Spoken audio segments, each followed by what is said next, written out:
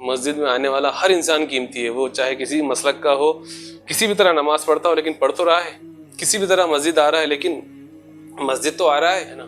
تو جو انسان مسجد تک آتا ہے تو کیا پتہ ان کے پیچھے کتنے لوگوں کی محنت ہوگی، اس کی ماں کی دعائیں ہوں گی، باپ کی پھٹکار ہوں گی۔ سب اللہ اور رسول سے محبت کرنے والے ہیں لیکن اپنے اپنے طریقے سے کرتے ہیں۔ السلام علیکم، میرا نام ہے محمد رئیس۔ آج کا عنوان ہے مسجد سبھی کے لیے۔ جی بھائیو، بزرگو، دوستو، مسجد اللہ کے گھر ہیں زمین پر۔ مسجد میں آنے والے اللہ کا مہمان ہے اور اللہ اس کے میزبان ہے۔ مسجد ہر مسلمان، ہر مومن کے لیے محفوظ قلعے ہیں۔ جس طرح سے قلعے کے اندر انسان اپنے آپ کو محفوظ سمجھتا ہے، محفوظ محسوس کرتا ہے، اسی طرح مسجد بھی شیطان کے شر سے محفوظ ہوتی ہے۔ مسجد امن کا گھر ہے، چین کا گھر ہے، سکون کا گھر ہے۔ اکثر ہم کچھ مسجدوں کے باہر ہم نے اکثر بورڈ دیکھے ہیں کہ بھئی فلاں فلاں مسلک کا آنا منع ہے، یہ منع ہے، وہ منع ہے۔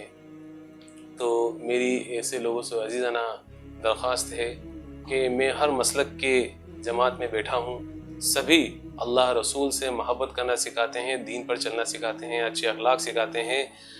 کوئی بھی گستاخ رسول نہیں ہے، سب اللہ اور رسول سے محبت کرنے والے ہیں لیکن اپنے اپنے طریقے سے کرتے ہیں، ہے نا۔ تو جو انسان مسجد تک آتا ہے تو کیا پتہ ان کے پیچھے کتنے لوگوں کی محنت ہوگی، اس کی ماں کی دعائیں ہوں گی، باپ کی پھٹکار ہوں گی، بہنوں کی دعائیں ہوں گی، بھائی کی سمجھائش ہوگی، اور اس کے بزرگوں کا بزرگ اس کو، ان کے گھر کے بزرگ بار بار کہہ کر ان کو مسجد بھیجتے ہوں گے۔ تو کیا پتہ کتنے لوگوں کی توفیق سے، کتنے لوگوں کی محنت سے کوئی مسجد کے اندر آیا ہے اور آپ اس کو مسجد کے باہر نکالنے کی سوچ رہے ہیں۔ یاد رکھیے، نماز کا معاملہ اللہ اور بندے کے بیچ کا معاملہ ہے۔ اگر کسی بندے کو آپ روکتے ہو تو اللہ آپ سے ضرور حساب لے گا کہ تو نے میرے مسجد آنے والے بندے کو میری عبادت سے کیوں روک دیا تھا، یا تو نے اس کو مسجد سے باہر کیوں کر دیا تھا۔ نماز کا مسئلہ بندے اور اللہ کے بیچ کا ہے۔ تو اگر آپ کو سمجھانے کا اتنا ہی شوق ہے تو مجھے ایک بات بتائیے، مسلمانوں میں سے 100% میں 100% میں سے صرف 5% لوگ نماز پڑھتے ہیں۔ اس میں سے بھی 2% وہ لوگ ہیں جو فجر اور عشاء بھی پڑھ لیتے ہیں، اور باقی کے 95% جو لوگ ہیں نماز کے وقت آپ کو باہر یا تو بازاروں میں ملیں گے، چائے کے اڈوں پہ ملیں گے، ہوٹلوں پہ ملیں گے، باتوں کے اڈوں پہ ملیں گے، کیرم کے اڈوں پہ ملیں گے، اور خرافاتوں کے اندر ملیں گے۔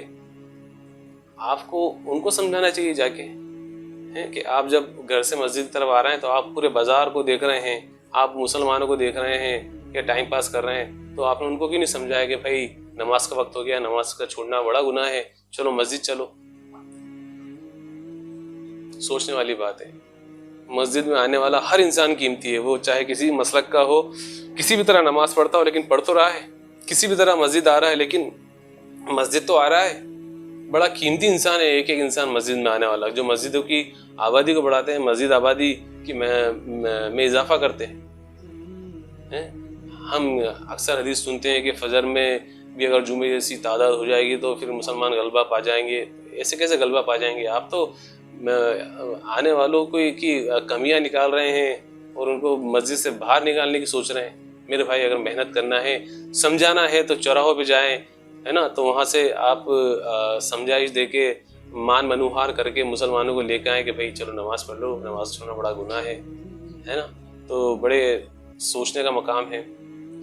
تو انشاءاللہ آپ کو میری بات سمجھ میں آئی ہوگی۔ آپ کو سمجھ میں آئی ہے تو لائک کریں، شیئر کریں، سبسکرائب کریں تاکہ زیادہ سے زیادہ لوگوں تک میری بات پہنچ سکے، اور انشاءاللہ جلدی ملاقات ہوگی۔ السلام علیکم، اللہ حافظ۔